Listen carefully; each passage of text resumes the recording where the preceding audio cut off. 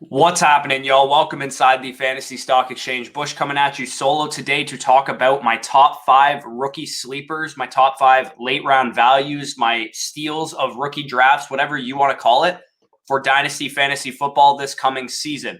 Rookie drafts are fast approaching. 17 days from now will be the NFL draft. There's going to be plenty of decisions to be made by Dynasty owners.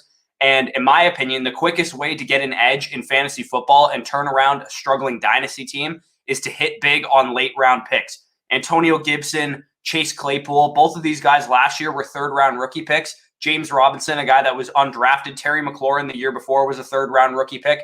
These guys played their way into cornerstone foundational players for your dynasty rosters very early into their careers. And I'm not going to speak for others out there. I know some people do things differently, giving rookie advice, but I've personally watched about 50 players in this upcoming draft, and I've dug into all of their numbers as well. So I, in my opinion, there's some sleepers to be had with tremendous ceilings in this draft class. I don't see a number of these players getting talked about to the extent that some of the higher end guys that everyone wants to talk about on Twitter getting talked about. So I'm here to reveal some of those guys to you. So given that we're still in the pre-draft process, we can't evaluate the draft capital and the landing spot of some of these players. And I will probably make an updated video of this sleepers video after the NFL draft, going over that. But there are multiple facets for spotting a great late round option. And the first part is talent and ability, which is what I'm going to probably be basing most of this on. So we're going to be going on a projection basis. So stick around if you want some high upside targets later on in your rookie drafts. And if you enjoyed this video at any point, please leave a like. It helps us out. Comment any of your questions, comment anything down below. If you have nothing to comment, please just comment the word nothing or that you liked the video, because all of that helps us grow as a channel and it helps us reach new audiences. And we appreciate any comments that you can provide. Subscribe to the channel if you're new as well. So if you haven't already subscribed, maybe you've watched a couple of our videos, subscribing is totally free. It helps us out also. So please do that if you haven't already done so.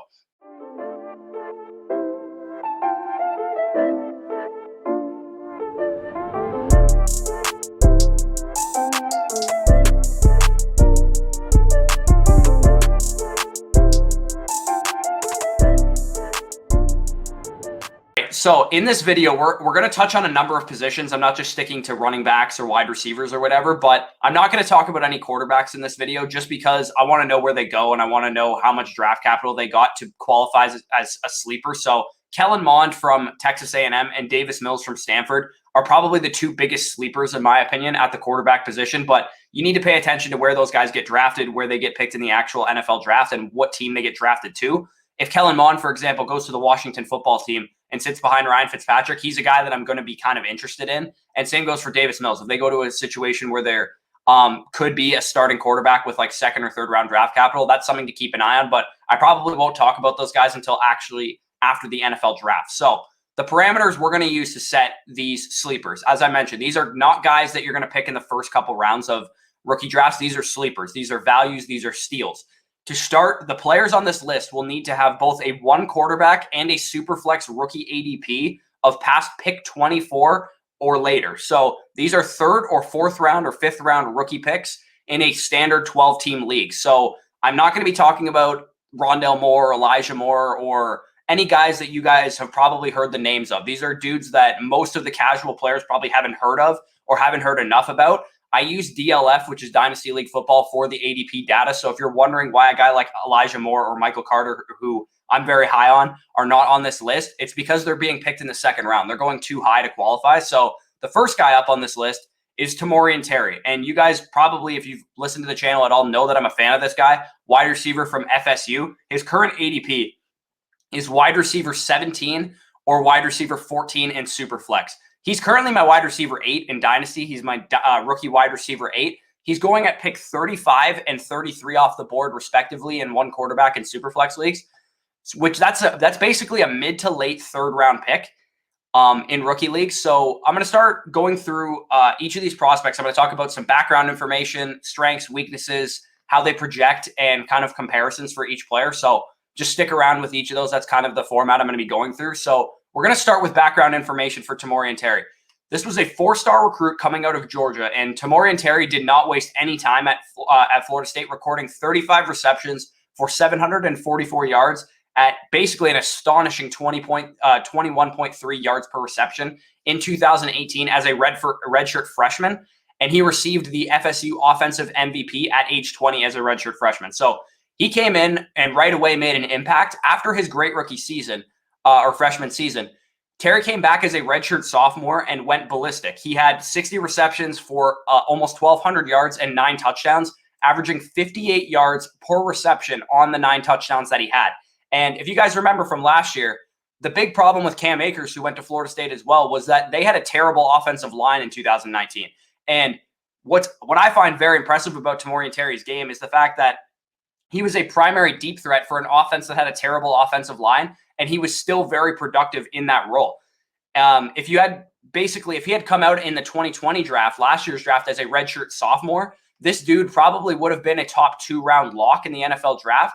But unfortunately for him and a couple of the other guys in this draft class made the same mistake.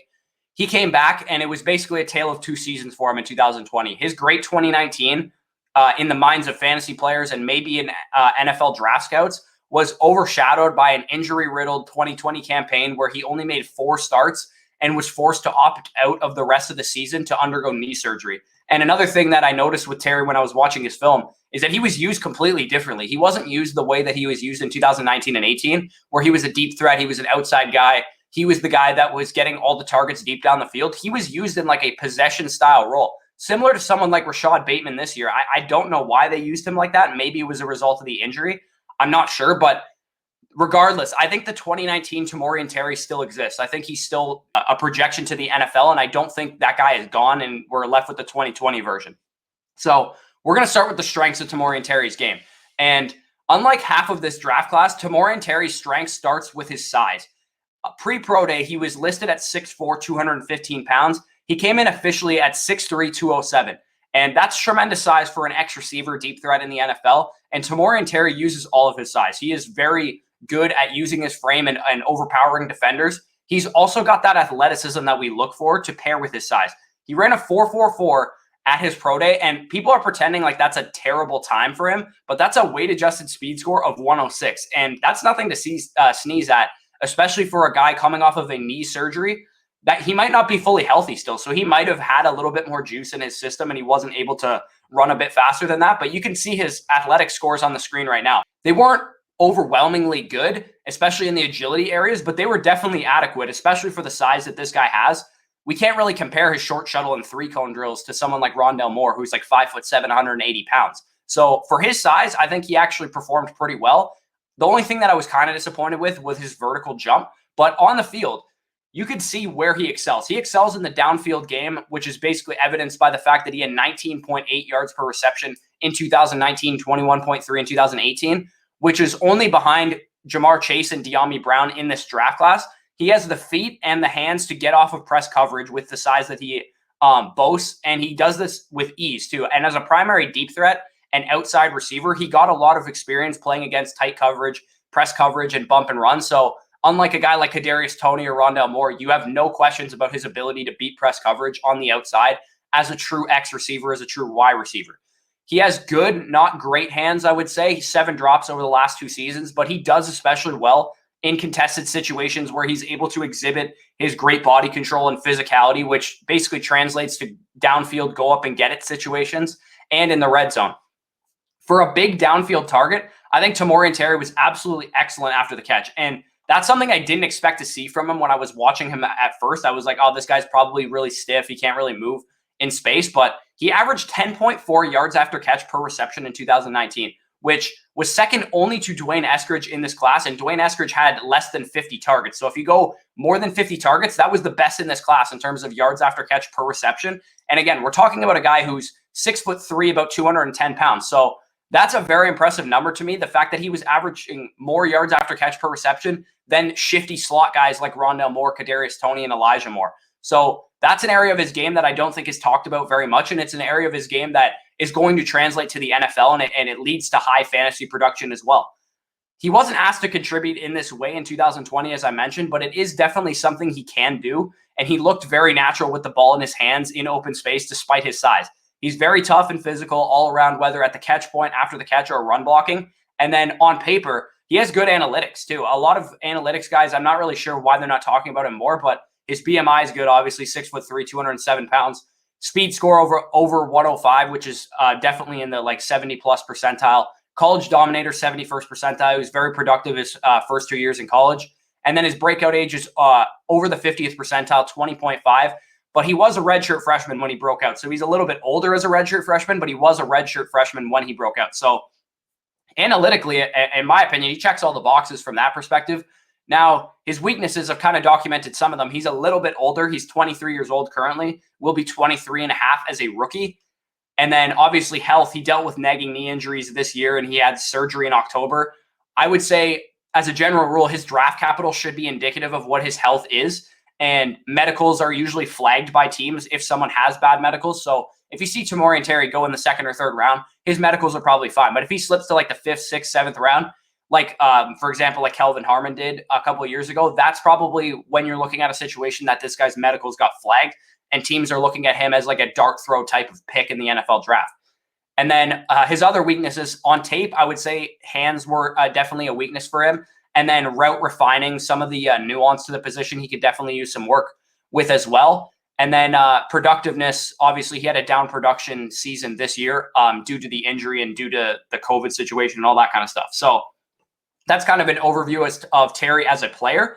When we're talking about a comparison for him, what I kind of see as a high-end projection for him is a guy like Chase Claypool or like Kenny Golladay, who boasts that same kind of skill set, right? They're both big athletic guys that can go up and get it, that can do things downfield. That's the type of production I can see for Terry at the high end. On the lower end, you're looking more at someone like Marquez Valdes-Scantling, who's honestly not even like a terrible projection. If Tamorrion Terry became Marquez Valdes-Scantling, that's a guy that actually has been productive in his career and has had fantasy success, despite only being a 4th or 5th round pick in the NFL draft. So if he turns out to be Marquez Valdes-Scantling, I still think this is a pretty solid late 3rd round rookie pick.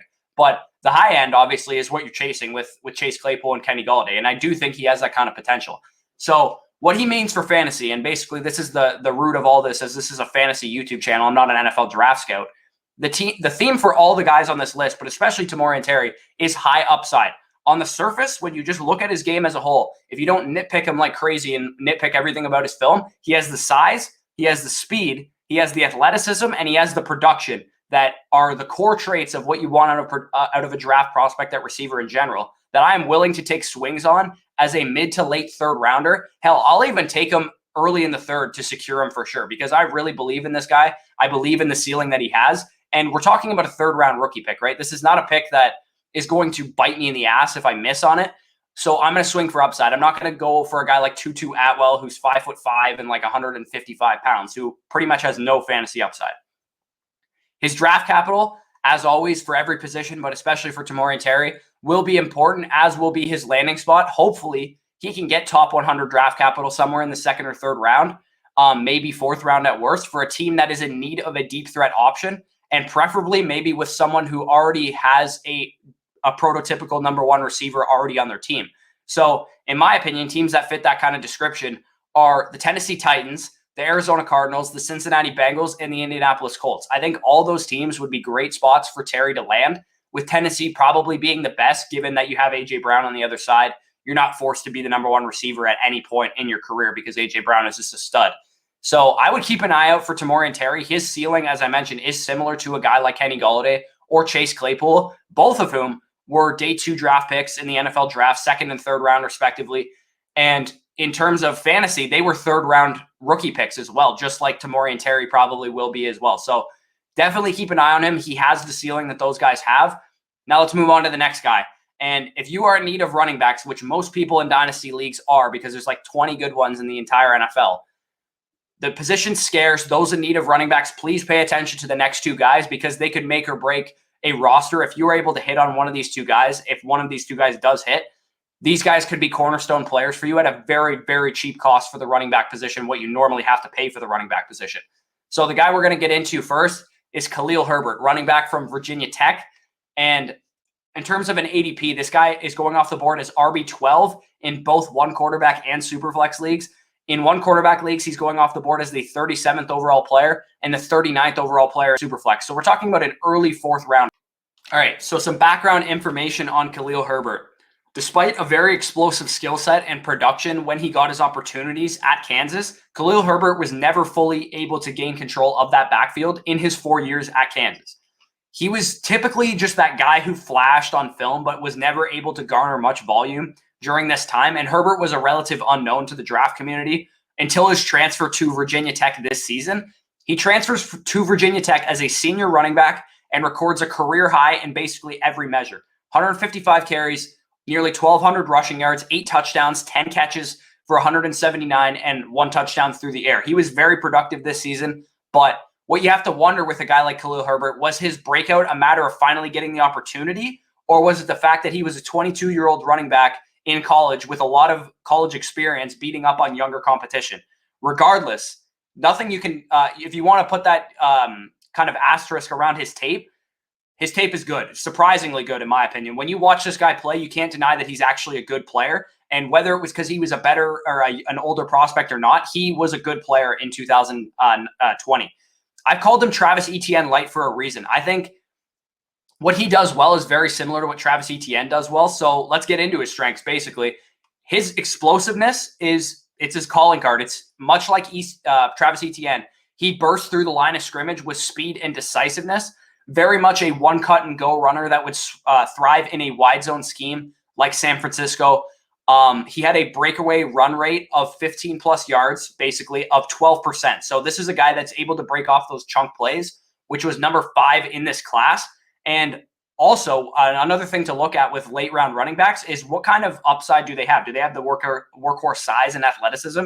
And Khalil Herbert has that, which is surprisingly, I don't know why he's not getting more buzz, because he does have those measurables that we look for. He has 210 pounds, which is basically what he weighed in at his pro day, running a 4.46 40-yard dash with solid agility drills to boot. So athletically, I think he checks a lot of boxes that a lot of running backs in this class do not check, that we're basically hyping up. Like Javian Hawkins, for example, is a way too small of a running back to be a feature back in the NFL. Yet people are going to take him over Khalil Herbert. I don't see why they would do something like that. This is a guy across the board who checks every box on paper. As far as the other core 6 traits that you guys have heard me talk about for running backs to be successful in fantasy, I think he has all of them, but to varying degrees. Also, like Travis Etienne, he was excellent through contact. He ranked number 1 in this class, according to PFF, in 2020 in yards after contact with 4.74 yards after contact per attempt, which is only about 0.2 of a yard behind Travis Etienne's historic 2019 season. So, I mean, it's very evident on tape that this guy was able to make defenders bounce off of him. He was able to make defenders miss tackles when they took bad angles. And he was elusive this past year, too. He forced 42 missed tackles on 158 attempts. But I do think he needs some more cleaning up his feet. But nonetheless, he did show some elusiveness on film as well. And third down, this is really the big question with him, is that he was entrusted in protection on 42% of his passing snaps, which was the highest in the class, with decent success in pass protection, 95.5 efficiency. Did have a couple bad snaps, but overall was pretty solid in protection, and his coaches trusted him to protect the quarterback as well. Here's the big question, though. Receiving ability. Only 10 receptions this season, which was a career high, but he was very electric on those 10 receptions, recording 19 yards after catch per reception. Obviously aided by some very huge plays. A solid yards per route run at number 5 in this class. This is a question mark for him because he doesn't have a lot of production as a receiver, but when you watch him on film, he looks like he can do it. If he had gotten the receiving production, I seriously think he would have been a very productive 3-down back in college, but he just was never entrusted with that opportunity. And usually coaches know something that we don't when it comes to third down production. So there's probably a reason why Khalil Herbert didn't get third down production at Kansas, nor did he get it at Virginia Tech.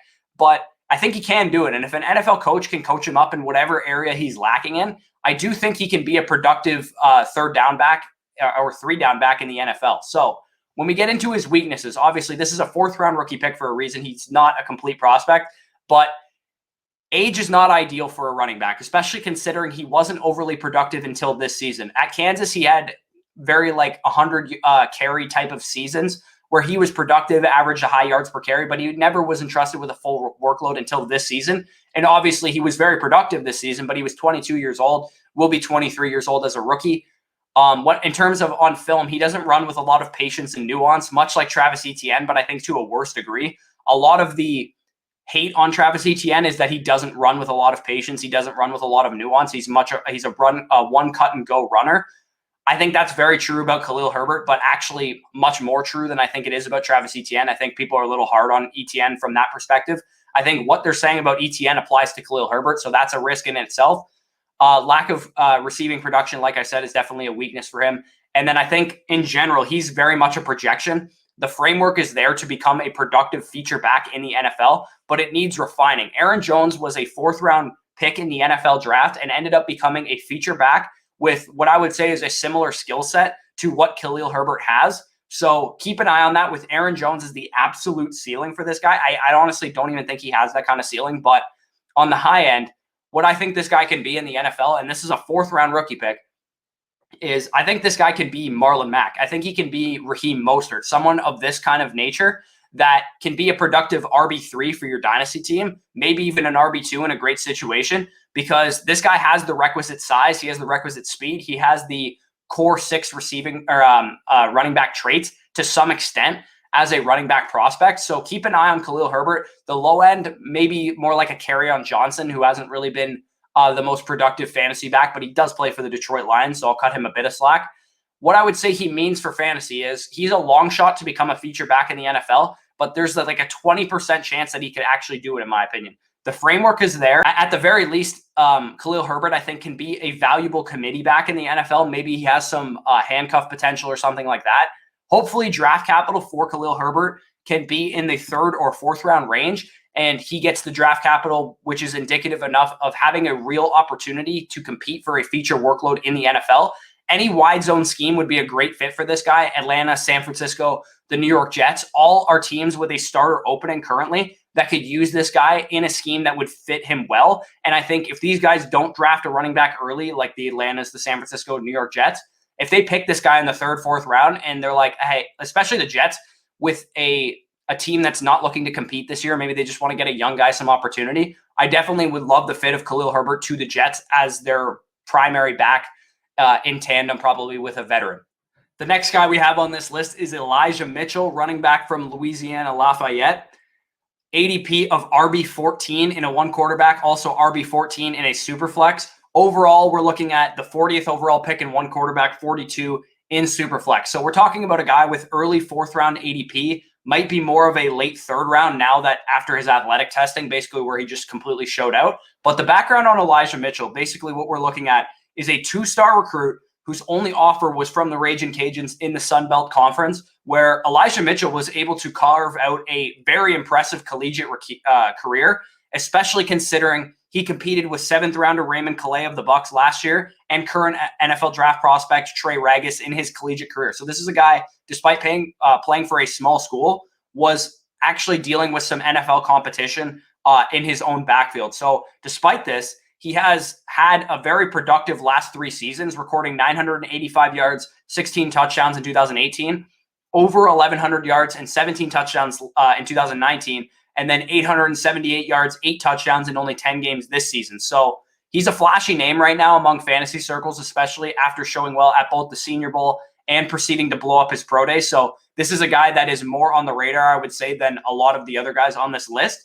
When it comes to strengths of his game, I think size is a strength of it. I honestly don't know how big this guy is because he weighed in at 215 at the Senior Bowl, and then he slimmed down to 201 for his pro day. So he's somewhere between that weight. He's either 201 or 215. I'm assuming he probably played around 210 to 215, and that's probably what he'll play in the NFL, which if that's the case, that size is great, right? That's the same size as a guy like Khalil Herbert, a little bit bigger than him, in fact. Athleticism, I mean, this guy literally blew up his pro day. He ran a 4.38. He jumped 38 inches and 128-inch broad. His athletic testing was not something I was expecting. I actually had in his film grades before his pro day actually happened, I had athleticism listed as a weakness for him because I didn't think he was that great of an athlete. But his athletics testing was not something I was expecting given his film. But either way, it's impressive. And I do think it's a little inflated because he slimmed down to 201. So if you wanted to add like a 1/10 of a second to each of his times, maybe take like an inch or two off of each of his jumps, that's probably more like what we're looking at his actual playing weight. But either way, If he ran a 4.45 at his playing size, I think that would have been very adequate size and speed combination for a guy that I thought speed would have been a question for him. So he also brings pretty solid film to the table as well. I was pleasantly surprised when I watched this guy play. He excelled through contact, working his way through tackles in every facet of the game as a running back, as a receiver, and pretty much every other facet.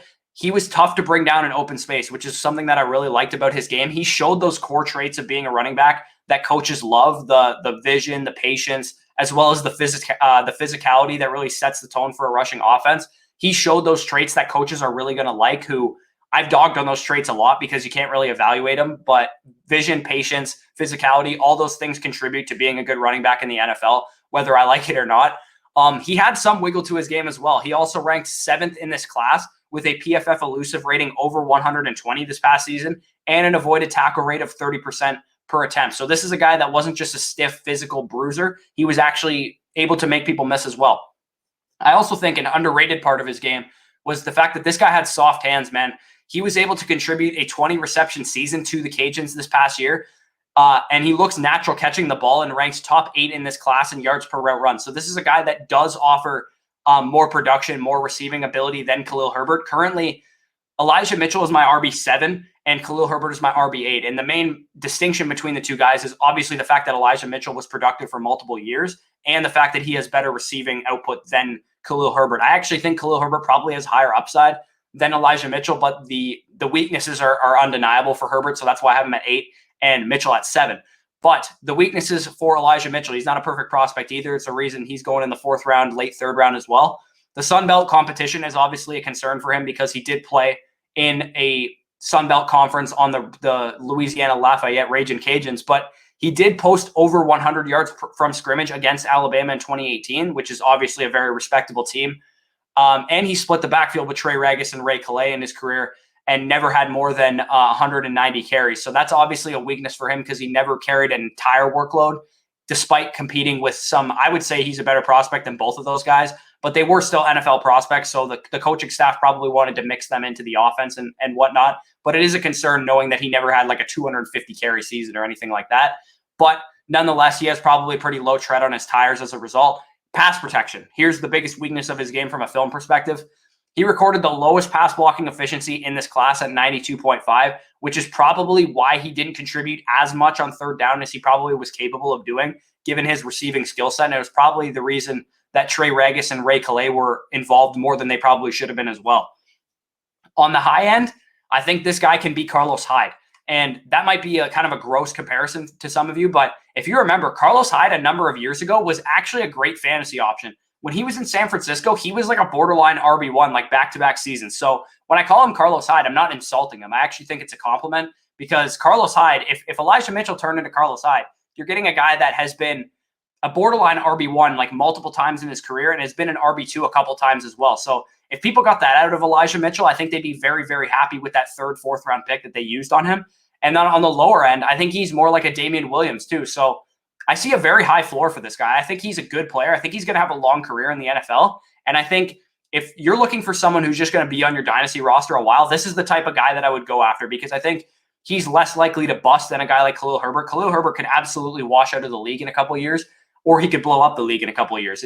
There's no in between with him, in my opinion. Whereas Elijah Mitchell, I think, can carve out a solid, productive career for himself and at the very least be a very solid handcuff, if not a committee back in the NFL. And then on the higher end, he can be an RB2, borderline RB1 in a great situation. So what he means for fantasy, he and Herbert both have the framework for a feature back in fantasy. If some of these RB needy teams, like I said, forego their need for running back until rounds 3 to 4, I think Elijah Mitchell and Khalil Herbert, along with like Ramondre Stevenson, Trey Sermon, some of these other guys, are going to be great fits for guys for teams like Atlanta, the New York Jets, San Francisco. All of these teams make sense for Mitchell as well as they do for Khalil Herbert. But I do think the late 3rd, early 4th, they could hit very big and they could become very productive RB2, RB3s for your dynasty roster. And if you hit on a late round running back like that, anyone who picked Antonio Gibson right now probably has a very good running back core because they probably already had 2 or 3 startable running backs already, on top of the fact that they now have a top 15 dynasty running back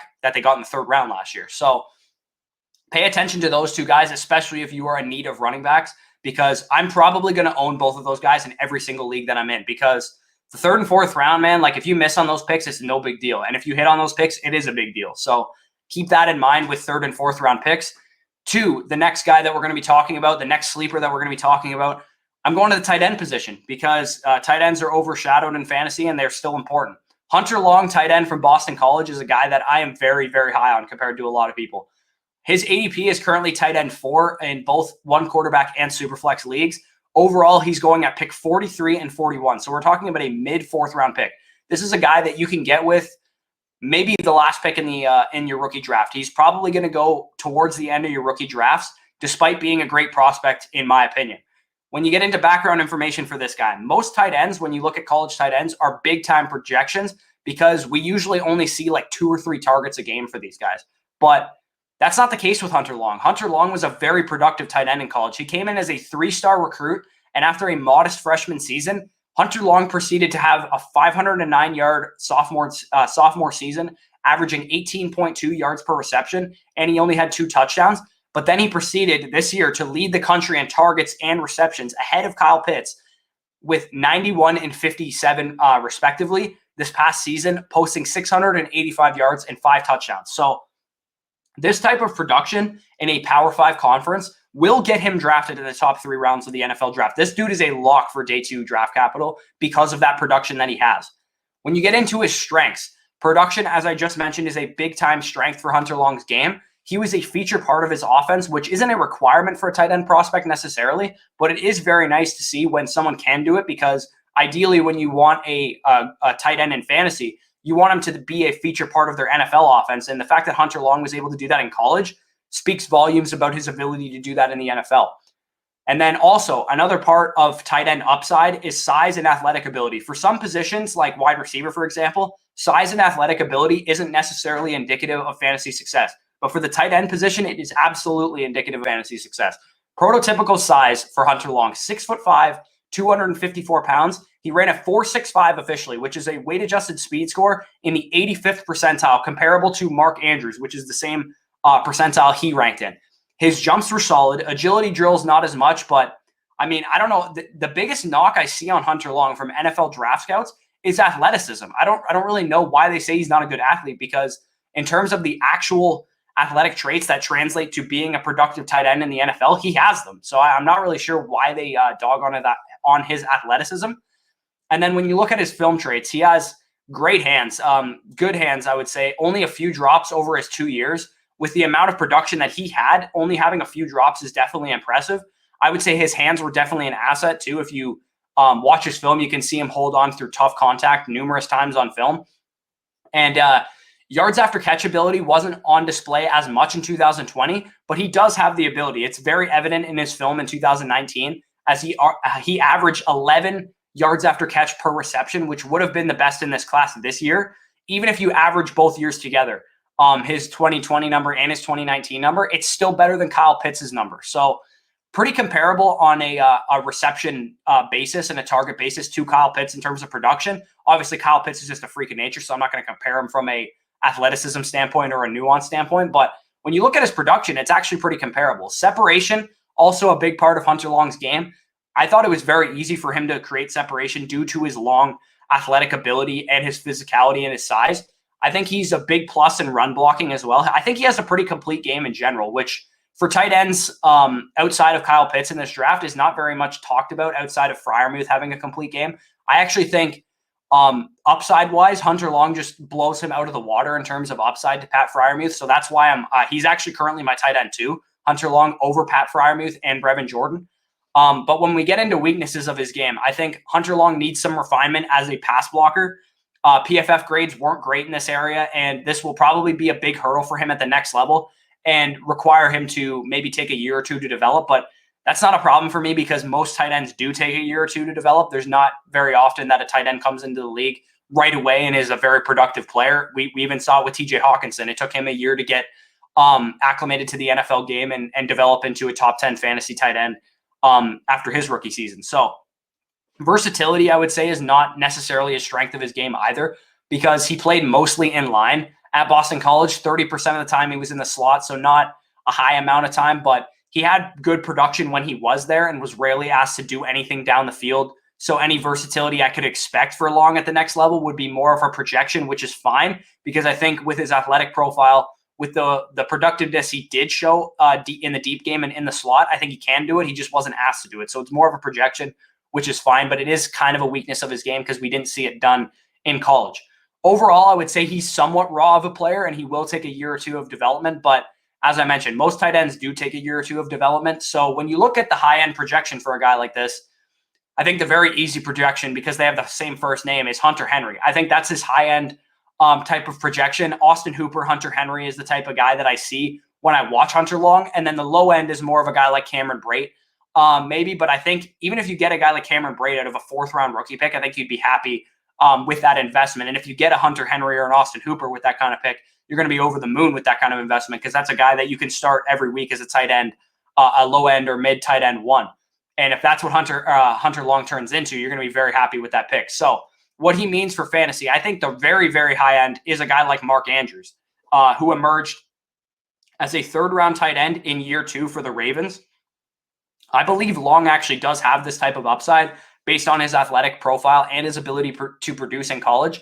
In the 4th round, this is the perfect guy to take if you have an older tight end, I would say. So if you have a guy like Travis Kelce on your roster, if you have a guy like Rob Gronkowski on your roster, who's your starting tight end right now, this is the perfect dude to take to stash for a year or two, maybe throw him on your taxi squad and see how he develops. I think in terms of NFL draft capital, he's going to get picked in the top 3 rounds of the NFL draft, in my opinion. I think he'd be a good fit in Los Angeles for the Chargers, replacing Hunter Henry. I think he'd be a good fit in Jacksonville, in Indianapolis, and anyone who needs a functional inline traditional tight end would be a great fit for Hunter Long's game. Little tight end talk. We'll get into one last receiver, and then I'll name some honorable mentions at the end of this video. But Nico Collins is the last guy on this list, wide receiver from Michigan. He has an ADP currently in one quarterback leagues of wide receiver 15, wide receiver 17 in Superflex leagues. Currently the 33rd overall pick in one quarterback leagues, the 37th overall pick in Superflex leagues. So we're talking about a mid to late 3rd rounder. The background information is basically, we've seen this story before, right? We know he went to Michigan. He was a highly recruited guy, 4-star recruit, one of the highest in his recruiting classes. And he goes to Michigan to die, basically, from a college production sake. Every receiver out there, if there's a high school receiver listening to this right now, do not go to Michigan, because it's where college receivers go to die. Just like his former teammate, Donovan Peoples-Jones, he was a highly decorated high school recruit with a great athletic ability coming into a team that is just terrible at using their options. They can't use their highly recruited talent, and we see these guys perform better in the NFL than they do in college, because I think Donovan Peoples-Jones had a fantastic rookie season for the draft capital that he had and for what he was asked to do for the Browns. So I could see Nico Collins being this year's Donovan Peoples-Jones, basically. And also, like Peoples-Jones, Nico Collins' production was not the greatest in his time at Michigan, only registering 632 receiving yards in 2018 and 729 in 2019 in his final 2 seasons before opting out of the 2020 season. Nico Collins definitely left a lot to be desired from a production standpoint. Now, when you get into the strengths for Nico Collins, they're very much in the same mold of Tamorrion Terry. As I mentioned earlier, he's actually a bit bigger than Tamorrion Terry. He weighed in 215 pounds at 6'4" at his pro day, and he ran a 4.42, good for a 90-plus percentile weight-adjusted speed score, and solid jumps and agilities as well. So this is a guy athletically that has a tremendous ceiling, right? Just based on his size-speed combination alone, you can imagine what he's good at, right? If you didn't watch him play at all, you have no idea what his game is. He was great against press coverage, obviously the size that he has. Primary outside receiver, played, I think it was like 76% of the time on the outside, that can release with physicality, get off the line, bully receivers at the release point. Provides a lot downfield as well. Ranked top of this class in deep target percentage, with 26% of his targets coming 20-plus yards downfield. Excellent contested catch ability, great body control, ability to high point the ball. You saw that if you watched his Senior Bowl reps as well. He was just mossing people, right? That's what he does well. It's what he does in the red zone. It's what he does in contested situations. He has a very similar skill set, I would say, to someone like Kenny Golladay, as I mentioned with Tamorrion Terry as well. But unlike Tamorrion Terry, some of the weaknesses of Nico Collins' game, I thought he was a lot more raw as a route runner. He didn't necessarily run with a lot of urgency, a lot of nuance. and a football intelligence standpoint too. You could see him kind of get a little hesitant, a little lost in some of the zone coverage that he was kind of facing at Michigan as well. And he had a bit more hands issues than Tamorrion Terry did as well, with a 7% drop rate for Nico Collins. And then obviously production, as I mentioned, was also a big weakness for Collins. One of the only guys in this class with a college dominator rating under 30% of his team's total receiving production. So he's a guy that is not a perfect prospect by any means. He's actually going ahead of Tamorrion Terry in rookie drafts. I personally would take Tamorrion Terry straight up over him. But if this is a guy that slips, maybe he gets like 4th, 5th round NFL draft capital. If he slips to like the 5th round or the 4th round of your rookie drafts, this is a guy I'm willing to take a shot on, because the athletic ability that he has is enough of a ceiling for me to take a shot on him. Obviously, he's not a complete player. He doesn't have a complete game. He has questionable hands, route running ability. All that stuff can be coached up, though. So if he has that framework for a prototypical X receiver in the NFL, and a very dominant one at that. So if he can be coached up, if he goes to a great situation, great quarterback play, maybe a great receiver coach to teach him the kind of the ropes of the position, he can be a very productive receiver in the NFL. As I mentioned for Tamorrion Terry, his high-end comparison is Kenny Golladay, Chase Claypool type of territory. And then again, his low-end comparison is more like a Marquez Valdez-Scantling. And then in terms of fantasy appeal, he's the definition of a dart throw, in my opinion. He's not as refined as someone like Tamorrion Terry, so I do think he will need some time to develop. But if he can put it all together in a landing spot that needs a deep threat, again, like the Titans, Cardinals, Bengals, and Colts, it could be absolute money for fantasy purposes. So I would say wait till the 4th round for this guy. If he's on the board, take him, because I do think we're talking about an early day 3 NFL draft pick, whereas a lot of the other guys on this list that I just mentioned, I think could sneak in or should sneak into round 3 of the NFL draft. So if Nico Collins is a 3rd round pick, then you can take him a bit earlier than that. But if he's a 4th, 5th round pick like I'm projecting, then he's a guy that you're going to need to probably take in the 4th round of rookie drafts. And again, as I mentioned, I'm going to go over these guys again after the NFL draft once we've known where they've landed. And I'll probably add some more guys to the sleepers list as well. Some of the honorable mentions that I want to get into before we get out of here is Amari Rodgers, Chris Evans, and Tommy Tremble. Amari Rodgers, slot receiver from Clemson, very productive in his college career. I think he's a guy that's going to go in the 3rd round of your rookie draft. He's a guy that's got that big wing back, running back, Deebo Samuel type of potential. So he's another guy that definitely has some upside in the 3rd round. Pay attention to where he gets drafted too. If he goes to a situation with a creative offensive coordinator, he could be money for fantasy as well. Chris Evans is a running back from Michigan. Again, Michigan not knowing how to use their talent on their roster, but this is a dude who's an older prospect, but he absolutely is a freak athlete at the running back position. Not a lot of production, a lot like Nico Collins, but keep an eye on if he gets drafted, where he gets drafted to. He could be a sleeper in rookie drafts as well. And then Tommy Tremble, the last guy I wanted to get into as an honorable mention, tight end from Notre Dame, who was stuck behind Cole Kmet and Michael Mayer's 2 future top 2-round draft prospects in the NFL. Tommy Tremble is a guy that has great athletic ability, great blocking ability for the position as well. So he has some upside as well. If you're looking for another dart throw tight end, probably another 4th round guy as well. Stay tuned for that. As I mentioned, if you guys enjoyed this video, like the video, comment any of your thoughts down below. What pick do you have in the rookie draft? What directions are you looking at? Who's currently on your roster? We will answer that for you. Subscribe to the channel if you are new, if you enjoyed. We're going to have plenty of Dynasty rookie content and then redraft content obviously coming up in the coming months as well. So make sure you are subscribed to the channel. Join the Discord. It's totally free to do in the description. As of Thursday, the draft guide will be 50% off. 2 weeks from the NFL draft, which is this Thursday, the draft guide will be 50% off. So if you guys want to go get the draft guide, it'll be $15 starting this Thursday with all the rookie profiles, rookie rankings, video series, databases to do some of your own research. All that stuff will be included in the draft guide for only $15 starting this Thursday. So make sure you guys get that before the NFL draft. We will continuously update that once we know landing spots of the players and all that good stuff. Peace out, guys, and enjoy your Monday. Why you need the money?